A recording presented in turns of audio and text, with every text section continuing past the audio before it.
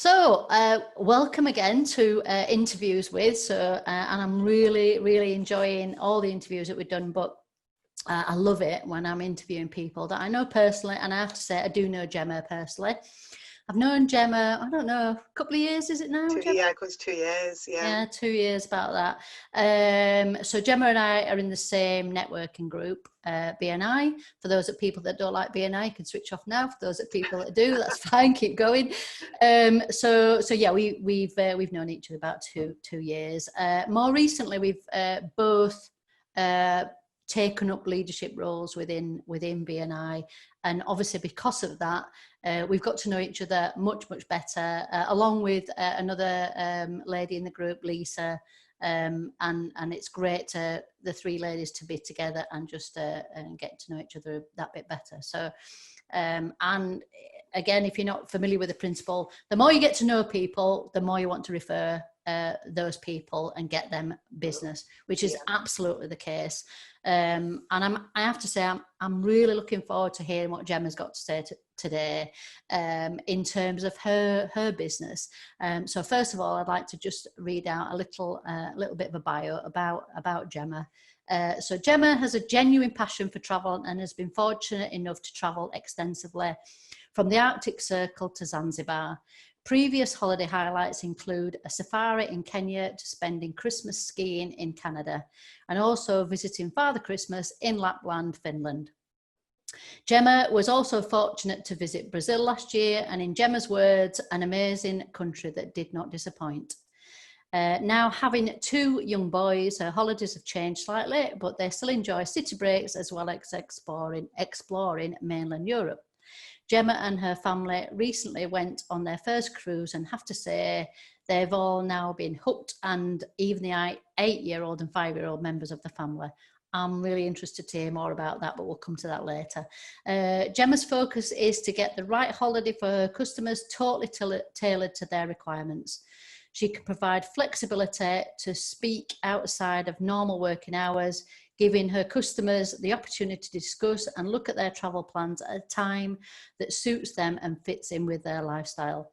Gemma is there for your personal contact from your initial inquiry to when you return home from your holiday and beyond. And that absolutely says it in a nutshell about the service that I know that you are passionate about offering. So welcome, Gemma, and great to have you here. I'm just going to click onto the next slide, just so we sort of talk about those introductions and stuff. So and I know we'll come to lots more things as we start talking through the questions that we've got prepared for you, but before we get going with that, and you know, obviously there's quite a lot in terms of travel in here, but when I read that and about your cruise and your two children actually enjoying that, and I guess the thing that struck me is that a lot of people assume, probably wrongly, that cruises are for old people and retired people. So do you want to just talk about that first and foremost before we get into the full sort of questions and stuff? So I think you are absolutely right, and there's an awful lot of work going on in the industry in general at the moment to kind of dispel that myth, because for me, my grandma and granddad cruised, and they were the only people that I knew that did cruise, and they were older and they met their friends and they all went on cruises. But cruising's for everybody, and I am a passionate cruiser. I've been incredibly fortunate to go on many different ships, so lots of different experiences. And I think that's the thing about cruising, you need to choose the right ships, and there's the itinerary is incredibly important in terms of where you want to go and what you want to experience, but the ship that you go on will have the result of whether you cruise or not again. If you get the wrong ship, you'll never do it again. So some of the cruise ships and some of the cruise lines are better suited to the older generation, and that's exactly what they market to. But then other cruise lines like Royal Caribbean, MSC, they've got massive water parks on board. They are phenomenal, and they're not ships anymore. They're like floating, mini cities. They are unbelievable, and the experiences that you can have on a cruise ship as a family, you'd find it really difficult to actually replicate that in a hotel, and it's paying a lot more money for it as well. That's really interesting. I think probably for quite a lot of people, unless you are you know, somebody that goes on cruise holidays regularly, I would imagine that a lot of people have that same thought process of like, oh gosh, the kids won't like it, we better not do that and whatever. But then having done it and experienced it yourself, that's great to hear that the boys loved it. And I absolutely love it. Yeah, I bet they're like, can we go again? Sounds great.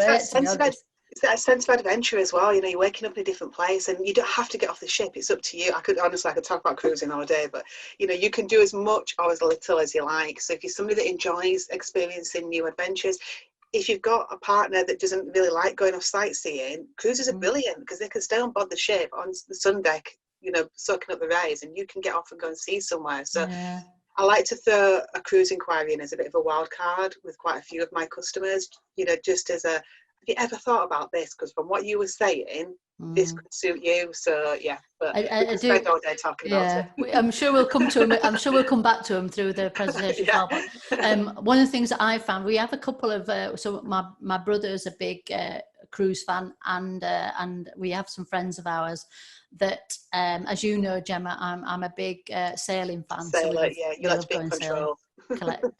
So we had some friends that came with us sailing a couple of years back, and then the next year, which was last year, they were going on a cruise, and I said it'd be really interesting to hear the difference and which one do you prefer. Clearly wanting them to say sailing because that's what we like, but then it was interesting because we met up with them earlier this year and like, okay, so what did you, which was the best? Like? Like, ooh, do you know what, we can't compare, we just can't compare. We liked both, but for very different reasons, which was really interesting. And they wanted to go on another cruise, and I think that's what you find is once people have been on a cruise, they never want to not go on a cruise again. So similar sort of thing. So anyway, it's interesting to see. Right. So question number one, which I genuinely don't really know too much about. I know a little bit, but not a great deal. So how did you get into being a travel counsellor? Tell me how you got into it.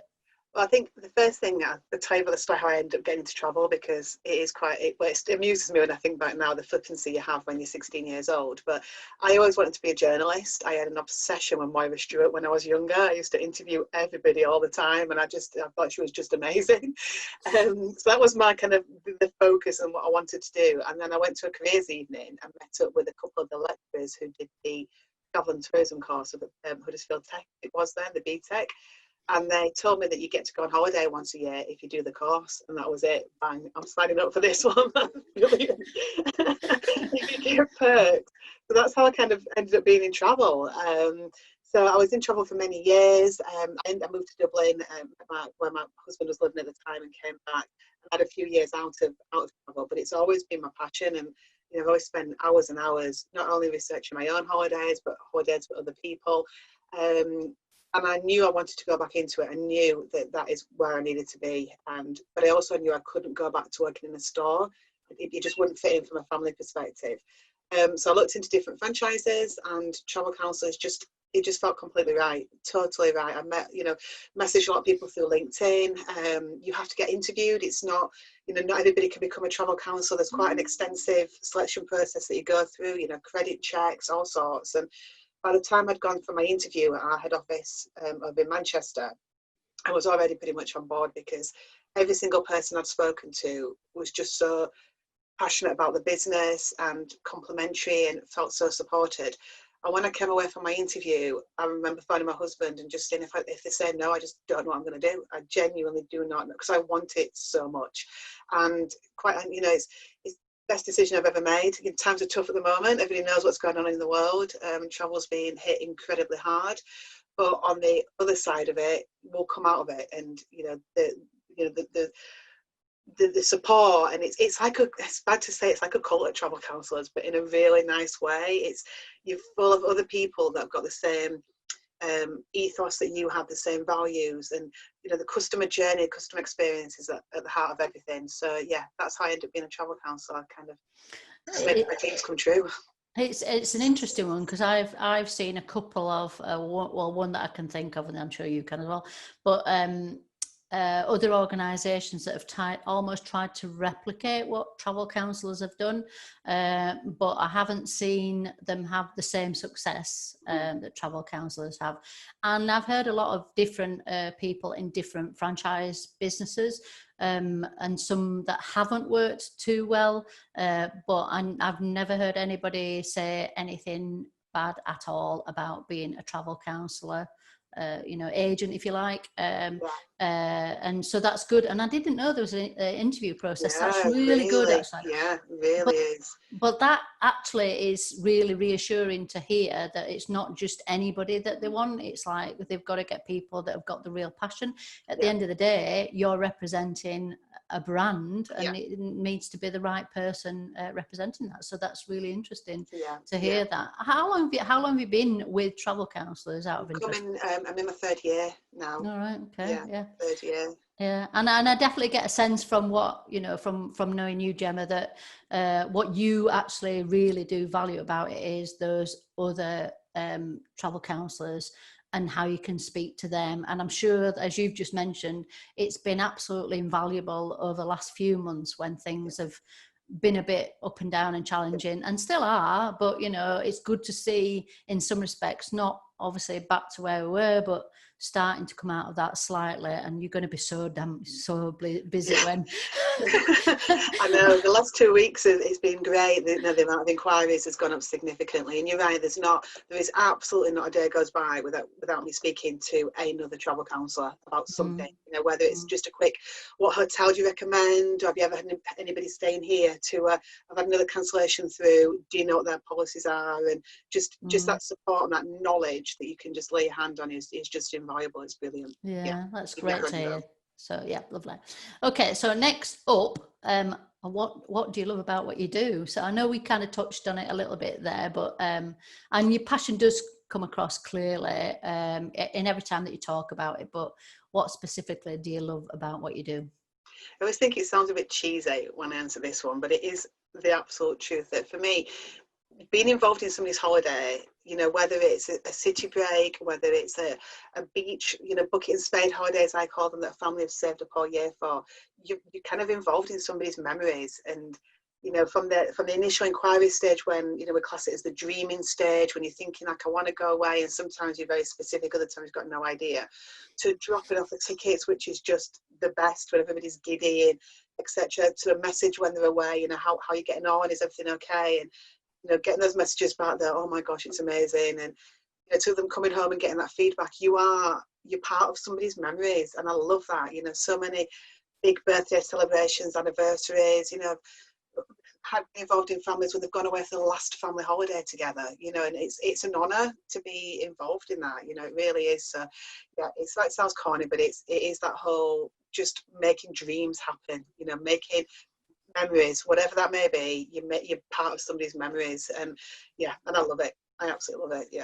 I think with that, it's just kind of reminded me when I worked for Barclays Bank for a number of years, and I was very fortunate. They put a post, a thing out, sort of saying, we're looking for some facilitators to take the top 1,000 members of staff in the UK across to Disneyland Paris to inquiry.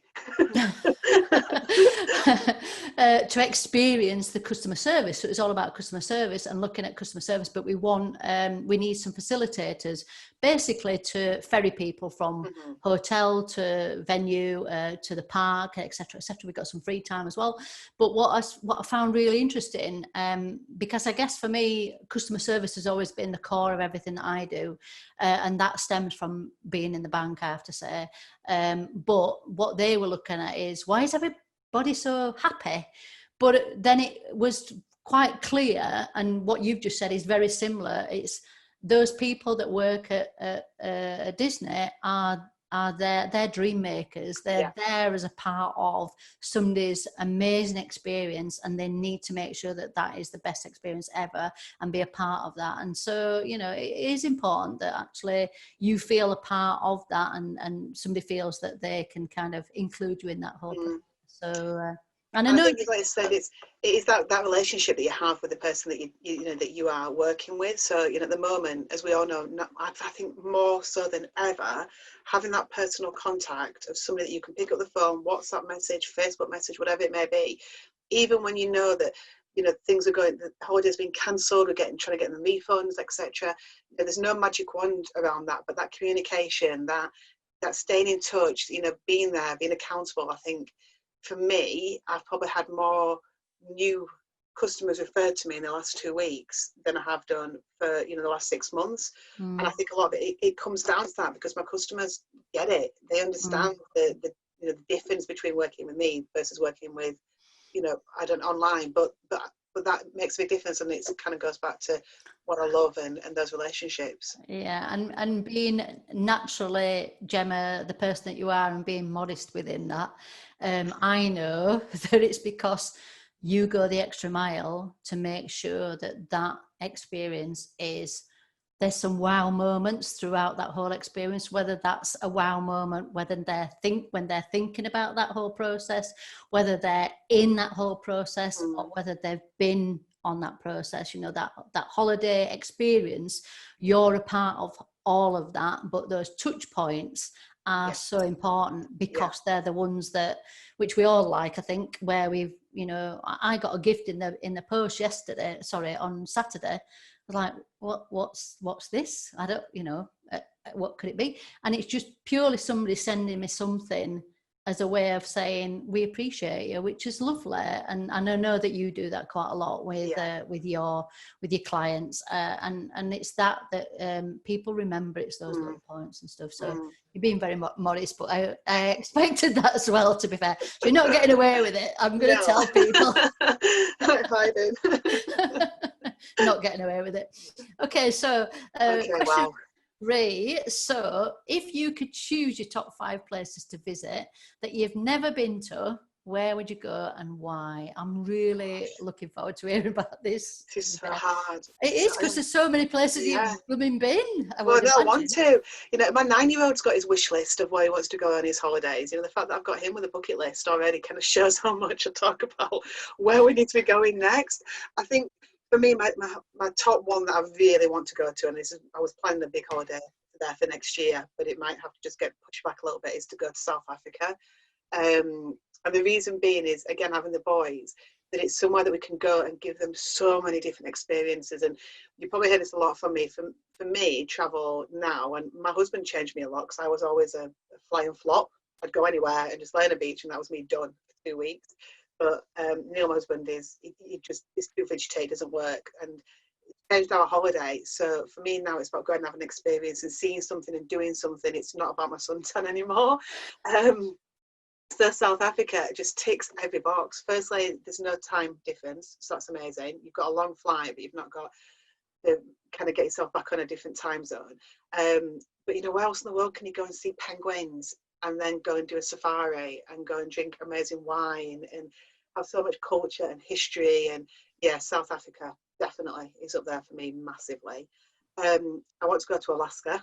I'd love to do an Alaskan cruise. Absolutely would love to do an Alaskan cruise. Just, again, it's that scenery, you know, it's seeing the ice shavings as, you know, the ice is coming off the glaciers. And yeah, 100%, I'd love to go and do an Alaskan cruise. I need to get myself on a fam trip, I think, very, very soon.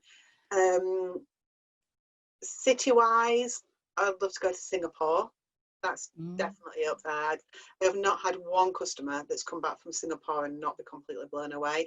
And again, it's a city that's got so much. You know, you can go and spend 2 weeks in Singapore, because you can go down to Sentosa Island. You can go and have time at the beach, and you know, it's just a fantastic city, great for food, everything. So yeah, I'd love to go to Singapore.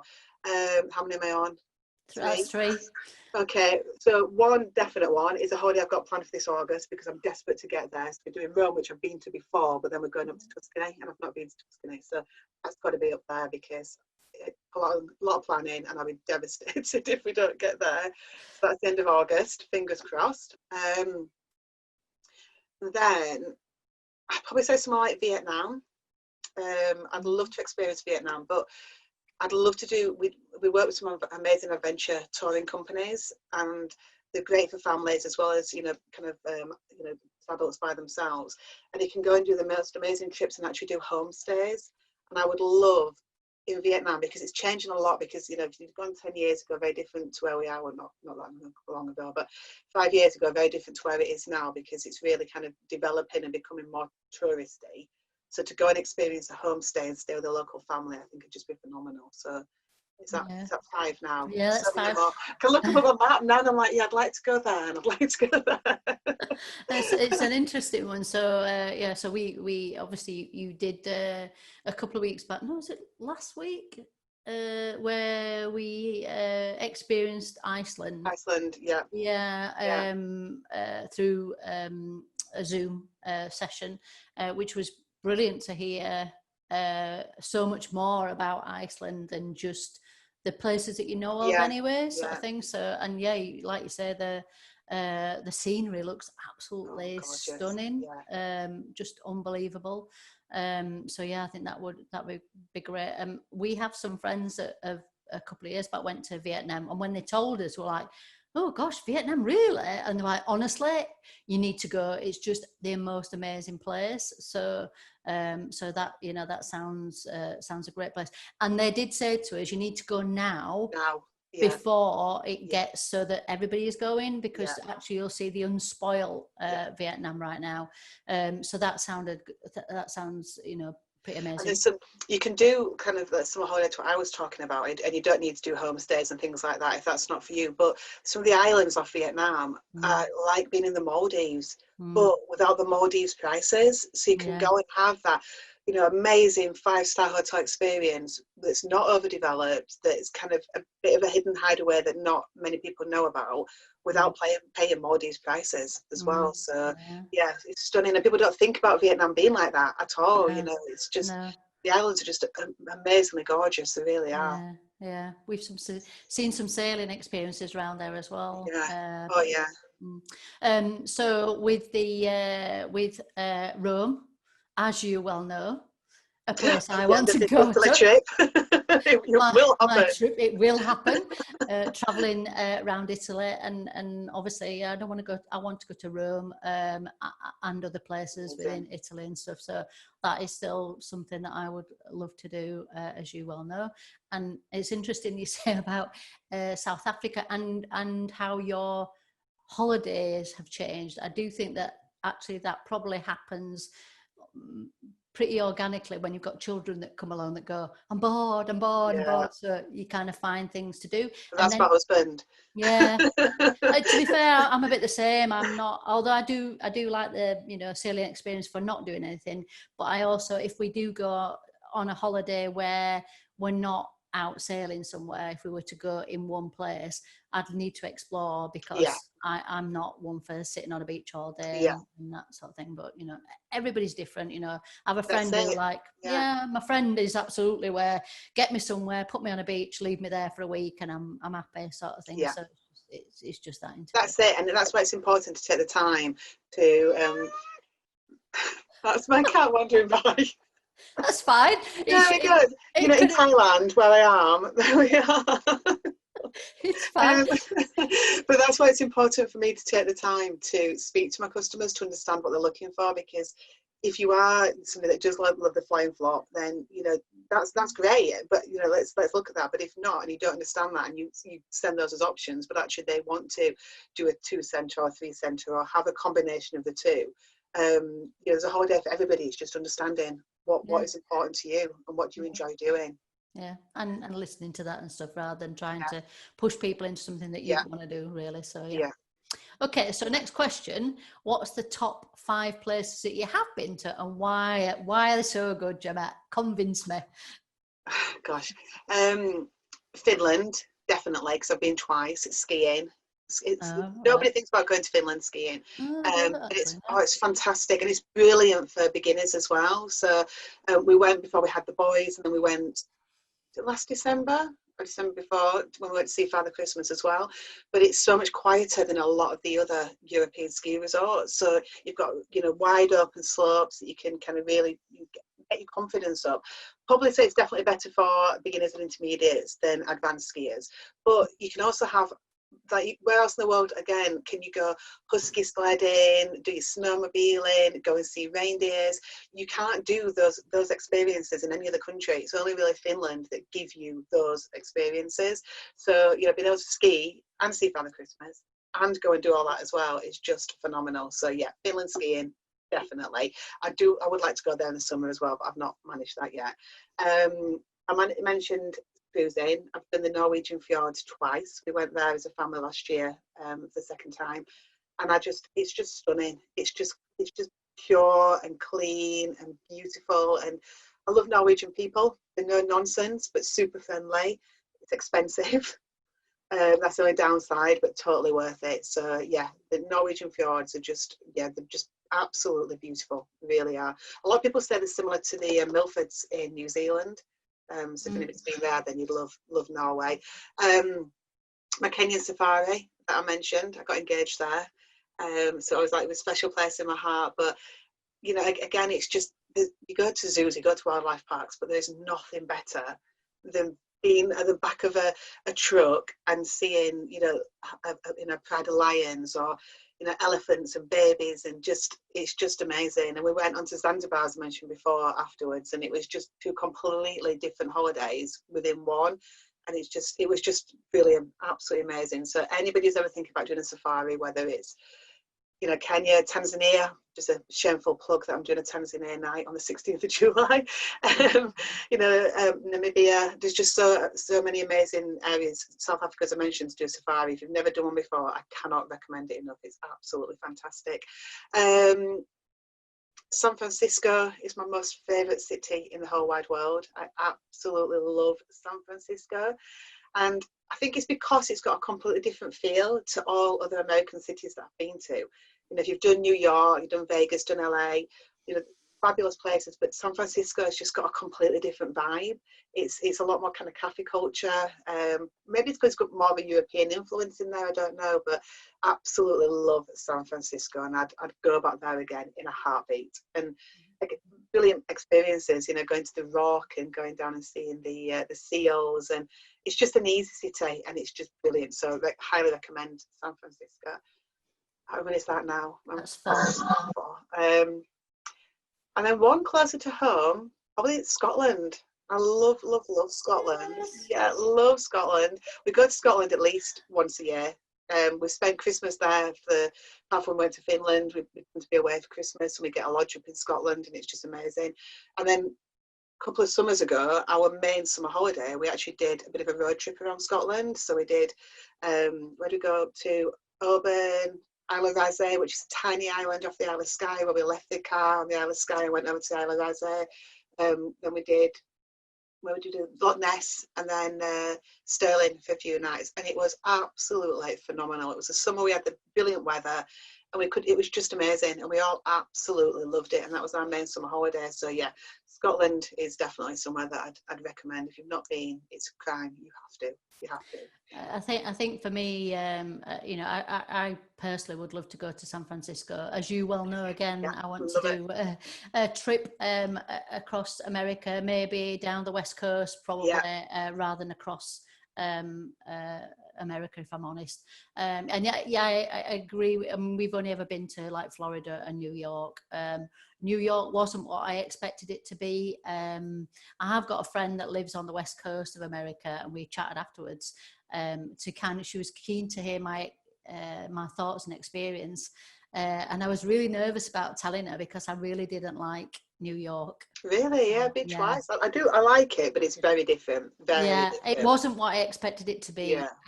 I loved seeing all the places, and I would definitely go back. I didn't go with my husband, I went with my daughter, but I'd definitely go back with Peter, so he could see all the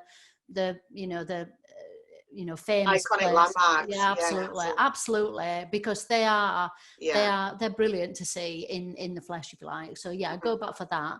But in terms of the people in New York, which is kind of what you were alluding to anyway. New Yorkers, yeah. Yeah, she said, please don't think that the whole of America is like that, because we're not, and she's not like that. So I totally understand that. But she lives, she actually comes from not far from San Francisco, so actually loves cafe. So that makes perfect sense to me, to be honest, what you've just said.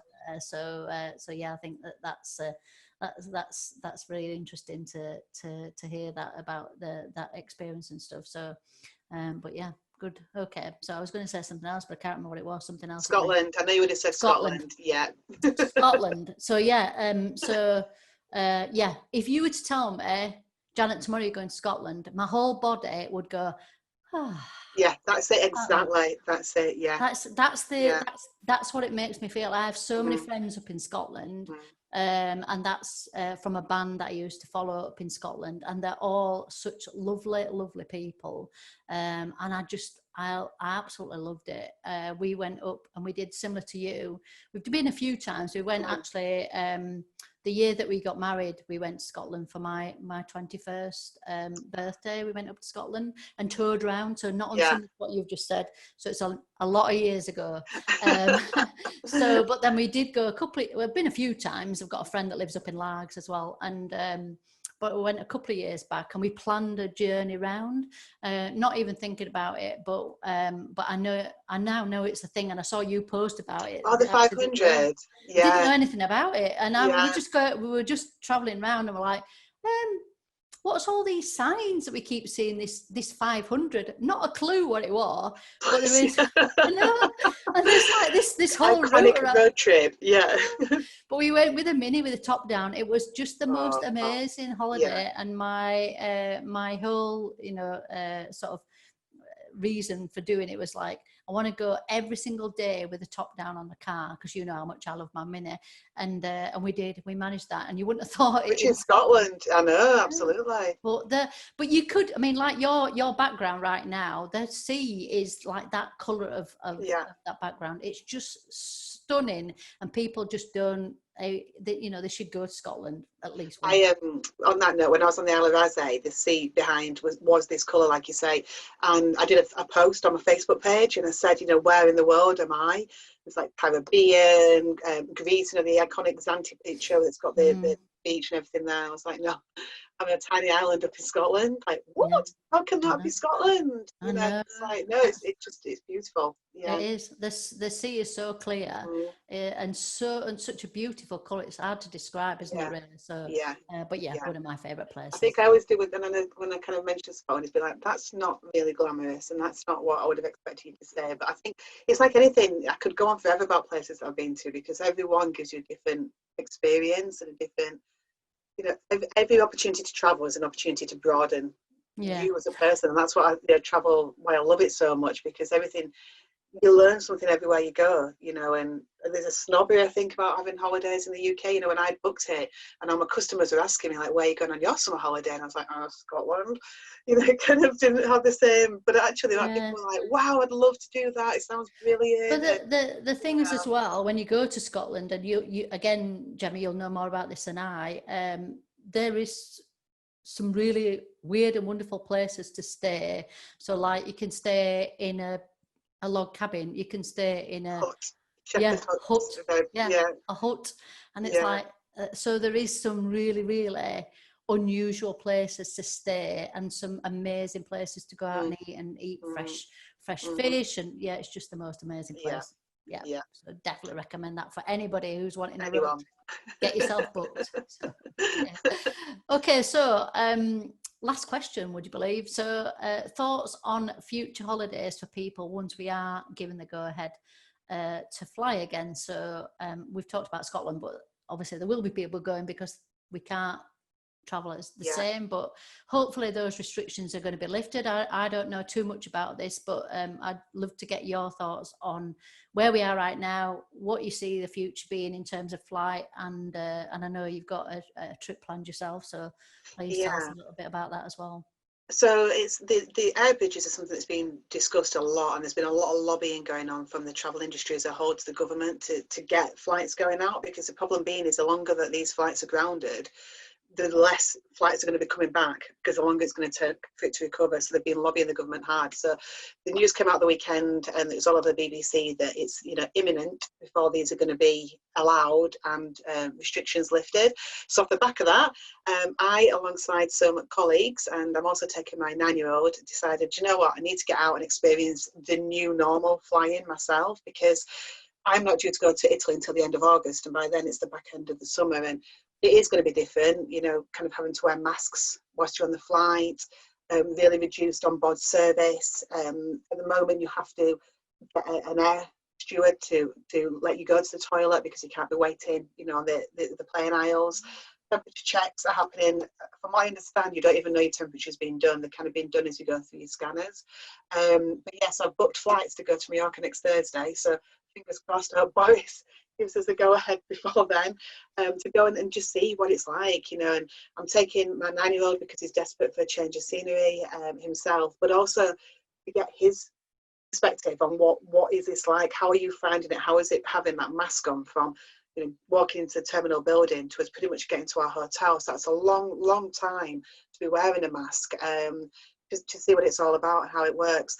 The good things that are coming out is that most hotels have got in place really stringent cleaning and, you know, COVID policies, similar to what we're seeing around the UK, because we're all kind of working off the same sheet in respect of, you know, the social distancing, cleanliness, you know, that if somebody's been in a sunbed, you can't just go and get on that sunbed. It's got to be washed down to begin with, and you've got to give it an hour before you can sit on it. The beaches, you know, at least 1 metre apart, which to me sounds like heaven anyway, because there's nothing worse, is there, when somebody comes and plonks right next to you. So in Spain, for example, it's, you know, it's illegal to be anywhere now where you can't socially distance without having a face mask on. So when you're in a, you know, restaurant, if you sat outside and things like that, and you're in an open air environment, it's fine. But the minute you walk into a shop or somewhere that it's a bit more difficult, you have to wear a mask. And if you've not got a mask with you and you get asked where your mask is, you can get fined for doing that. And I think that's going to trickle through, to be honest, to most countries.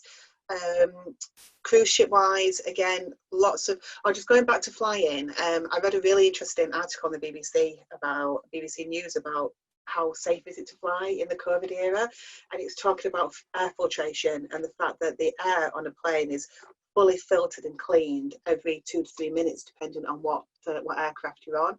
So actually, in comparison to being on other transport or in other environments, it's actually quite a clean environment to be on, which actually surprised me, because I always blame everything you come back off holiday. I always say it's from the flight, caught it on the flight.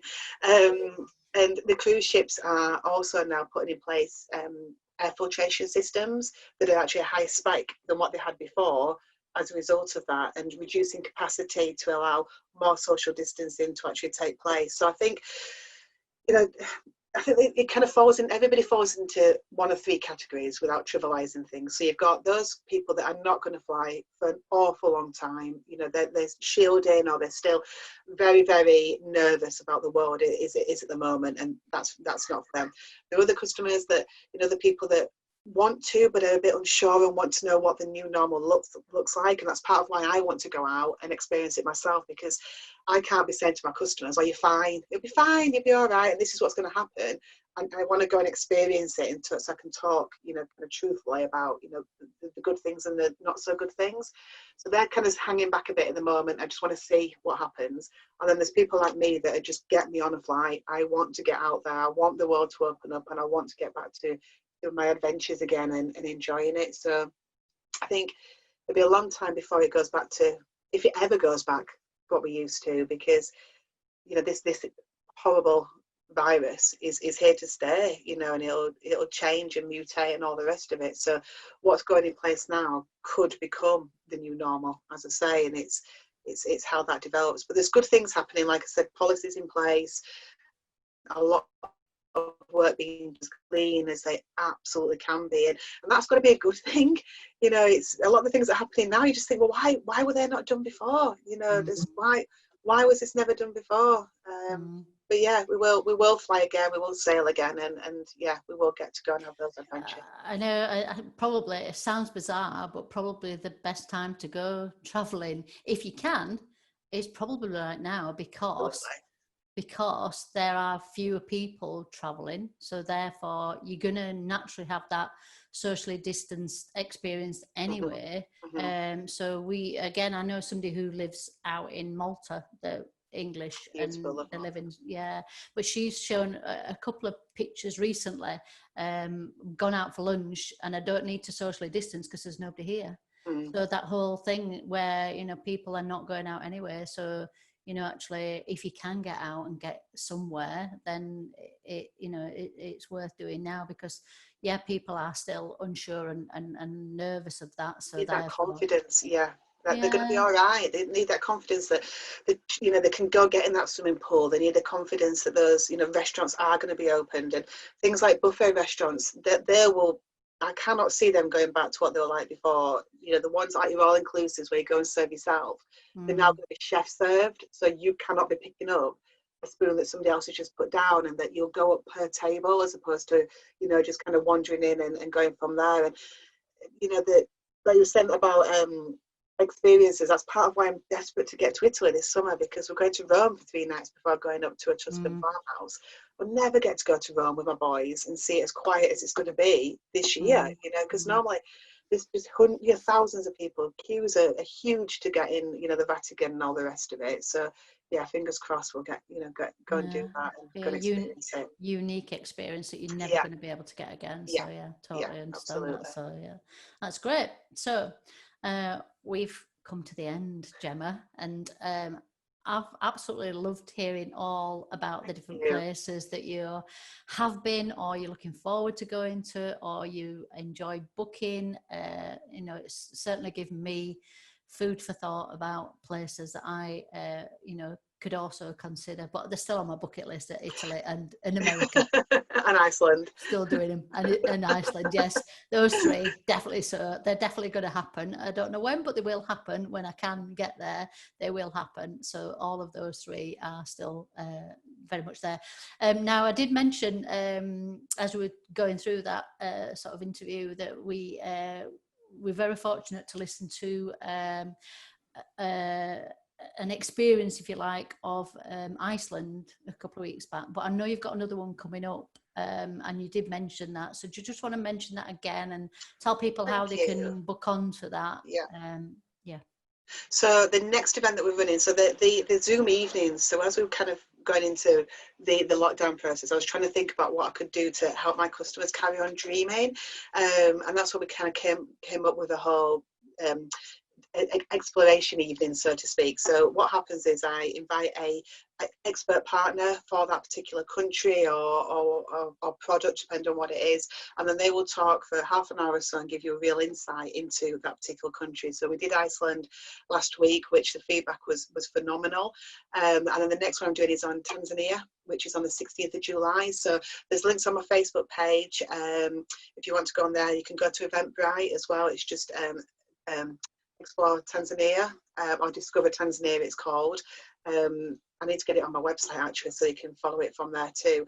And then in August, I'm also doing one with Rocky Mountaineer, which is quite an iconic trip. And yeah, anybody that's thinking about going to Canada, that's an amazing one. So Tanzania, brilliant. If you've thought about safaris, or you might have done a safari before, really quirky is the product that we do for Tanzania. So yeah, definitely worth joining. It's 7 o'clock on the 16th of July, and then Rocky Mountaineers in August.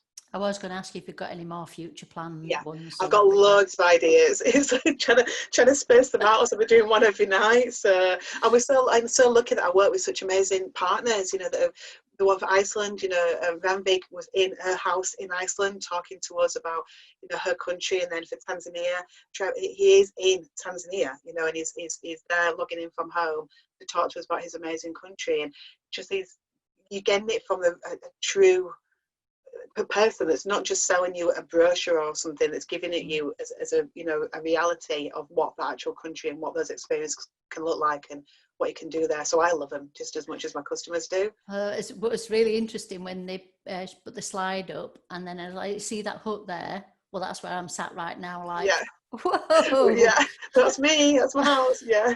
That's like, that's really bizarre, you know, there's this beautiful valley and this little nestling village or town or whatever at the end of it, you know, on the seafront, and then you see that hook, that cabin, that's where I am. Like, Yeah. wow, right now. Yeah. So unbelievable. So Yeah. so that's what makes it real. You know, it's not just somebody saying, yeah, it's kind of like this and whatever. It's somebody that's, as you say, you know, they live it and breathe it. Living it, that's it. Yeah, absolutely. So that's great. In terms of social media, I know you've got your website. I am going to put the links when we put this this up on YouTube. We'll put it up on YouTube, but in the description on YouTube, we'll obviously put your bio in there as well. But we'll also put in you know, your links. So we'll put the link to the website. I know you're on Facebook. So any other social media platforms that you're on other than LinkedIn and Instagram are the ones. I need to start using Twitter more, so don't tell me off. I'm not going to tell you off. I'm not going to tell you off. I was going to tell you off if you weren't on Instagram. If you were going to then say, I thought you were about to say, oh, I'm not on Instagram, and I would have told you off then. But no, I need to get better on Instagram. But predominantly my main ones are Facebook, definitely, and then LinkedIn and Instagram.